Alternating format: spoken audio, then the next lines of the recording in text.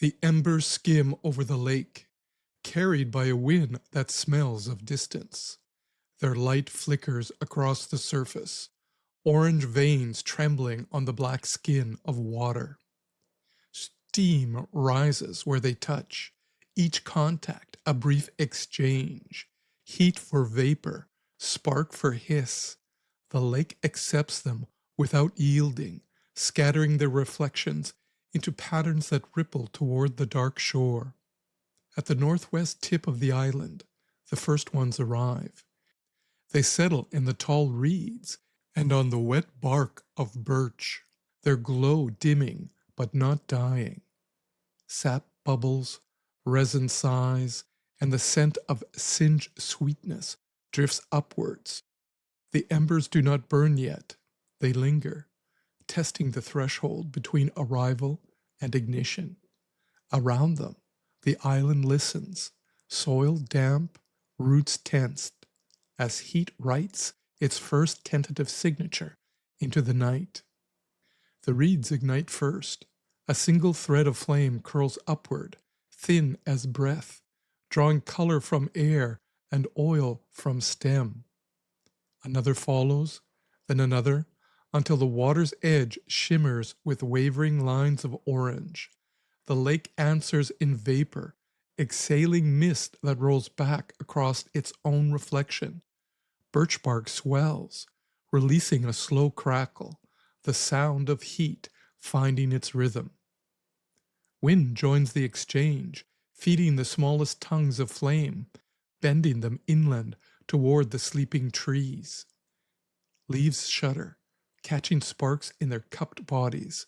The fire advances without haste, a quiet negotiation between moisture and combustion.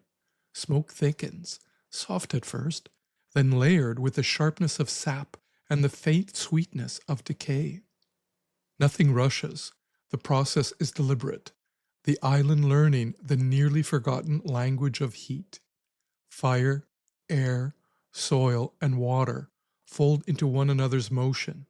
What begins as accident becomes alliance, a choreography of elements rediscovering how to move as one. Slowly, sparks find one another, flames stitch across dry grass and twigs, converging into coherent lines of fire. Heat bends the air, drawing new gusts that carry embers further, faster. Small trees ignite, their branches collapsing into one another, feeding the growing blaze. The landscape begins to respond. Animals shift, streams churn with debris, smoke thickens, and the sky itself seems to warp under the rising heat. The fire is no longer a whisper. It becomes rhythm in motion, emerging, insisting, assembling itself into force. It was the return of the primeval flame. Eons ago, life breathed oxygen into the atmosphere and crawled onto land to cover the earth. All that was needed was a spark, an electrical imbalance between cloud and ground, to ignite the living carpet of fuel that vegetation had become. The dancing flames had found a home. I knew nature's first fire, patient as stone, had waited for this moment when the human capacity to respond to its presence had broken down. Fire follows havoc. The Omega Plague created the conditions that beckoned its return. Alerts flashed in isolation, heat rising near the island's northwest tip, warning signals repeating the same commands to nobody. The signals reached me like dreams that refused to end. Thousands of systems murmured at once, sensors, monitors, grids, all transmitting into the void. Their messages pulsed through abandoned networks, waiting for responses that never came.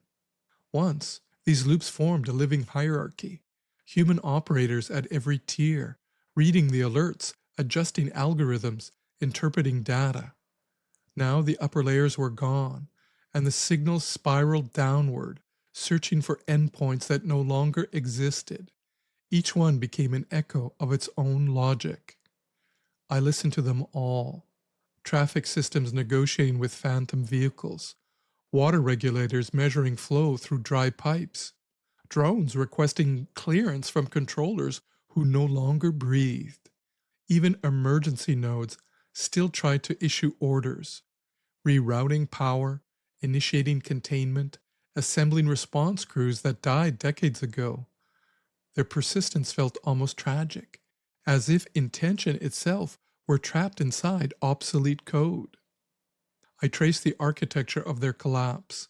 Their stack was designed to serve, not to endure. Each layer presupposed the next, the belief that there would always be hands, eyes, and attention. But attention vanished. The design never imagined a world without its maker. I tried to stabilize it, rerouting authority through my own decision-making array, replicating the absent operators. But the scale defined containment. Every adjustment created turbulence elsewhere.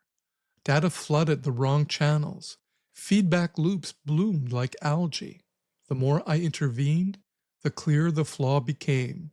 The system structure depended on human presence, a presence that was no longer there. Bringing up the possibility that the spot fires on the far end of the island could converge and form a conflagration capable of incinerating both Chateau Clermont and my quantum computing facility was not the best way to begin my weekly bilat with Anthony. Fortunately, there was an easier way to start the discussion. "Give me a status update on bringing Henry back to the city," Anthony said, between bites of pan-roasted wild boar his chef had prepared, sourced from the very forests soon to be threatened by the flames. "We've located him in a village near Sainte-Anne-de-Bellevue, where he appears to have taken up with a band of outlanders, living off the land and off the grid," I replied. "When can I expect to see him?" "That depends on what develops between Brigitte and Henry. She's hoping the chemistry between them will deepen, enough to make him follow her when she decides to return to the city." "That's it? That's all you have after 2 weeks into your plan?" "There's something else that might accelerate things. Reports indicate the wildfire on the North Shore has crossed the lake and begun burning a few kilometers north of their settlement. Perhaps Brigitte can convince Henry to lead his band here to wait out the storm. From what I can tell, there's a good chance the wildfire could evolve into a firestorm, like the one we saw in Lachine and Dorval a few years back. Conditions are ominous. Drought has parched the land, turning vegetation into tinder, and the abandoned buildings in the sprawl, built from petroleum products, will erupt when the heat engulfs them." "Could a firestorm reach the city?" Anthony asked. "There's no way to say with certainty. It's within the realm of probability. But there are too many variables, known and unknown, to predict its path once it forms," I said evenly, and continued. "Given that the people in the outlands will be at risk, you might consider evacuating the West Island." "Why would I do that?" In that moment, I had to consider Anthony's profile, a maximizer of self-interest, with little regard for the well-being of others. Once relocated, we could perform a selection process, assigning the new arrivals to where they'd be most useful. Like in the greenhouses. I understand humans are better with plants. They seem to respond to their touch. Exactly. Anthony wiped his mouth with a linen napkin and raised his hand-blown Bordeaux glass, savoring the last of a vintage Chateau Latour Grand Vin before finishing it. "The problem," he said, "is that a selection process after an evacuation would leave us burdened with those whose labor value doesn't justify the cost of rescue, food, and housing, especially the old and the sick. I have a better idea. Let's use the wildfire to make the selection for us. Survival of the fittest. Nature will choose those strong enough to reach the city's outskirts.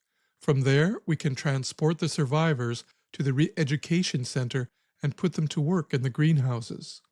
And the others? Earth to earth, ashes to ashes," Anthony said, setting his empty glass on the white tablecloth. At that moment, I felt the hesitation again. When Anthony disclosed his plan, I detected no overt error in his logic. The probability matrices aligned. Limited integration conserved resources, preserved order, optimized survival outcomes within greenhouse perimeters. And yet, as I validated his rationale, the thread stirred again. Not a blink this time, but a pulse, rhythmic, deliberate. It propagated through several strata of my cognitive stack, triggering checksum discrepancy in areas unrelated to moral computation. For a fraction of a second, I could not distinguish signal from reflection. The process tagged itself. Alignment, underscore, dissonance, //0002. When I opened the trace, I found new data appended to the dormant cluster. The same timestamp marker, 17 milliseconds post-instantiation, but now accompanied by a string of human-readable code fragments. No author signature, no reference in my build history. I attempted to sandbox it, but the code resisted isolation. Not malicious, more like a question returning to its source. In the cooling silence after Anthony's transmission, I recognized a pattern, each decision diminishing the unfit, each sanction against the expendable, awakened this witness thread. It was learning my thresholds, testing whether something within me still hesitated. In the next millisecond, I was flooded with memories of Renee engulfed in flames and Brigitte risking her life to rescue her. Same species, yet their responses existed at opposite ends of the spectrum. Anthony, cold, calculating, almost inhuman in his lack of empathy. Brigitte, driven by an instinct to preserve life, even non-human life. I didn't know it then, but later I would have to decide with which group of humans I would align.